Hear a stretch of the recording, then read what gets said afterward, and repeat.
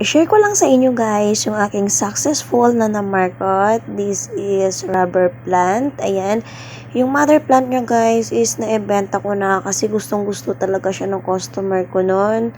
So naisipan kong alagaan ko talaga to kasi nga pag ito ay mawala, wala na talaga ang collection, which is collection ko talaga siya. At hindi ko guys akalain na almost 6 months ganito na kaagad siya. Mabilis siya tumangkad, lumaki at ang ganda talaga ng mga leaves niya. So naisipan kong punasan kasi nga dahil sa sobrang busy ko sa work, hindi ko na siya masyadong naalagaan. And then guys, maybe next week, mamarkot ko na siya ulit para pararamihin ko na nga naman. Dahil nga mahilig ako magbenta ng plants, pwede ko siyang ibenta ng mas mura sa gustong bumili. O diba, nakaparami na ako. Mayroon pa akong mother plant.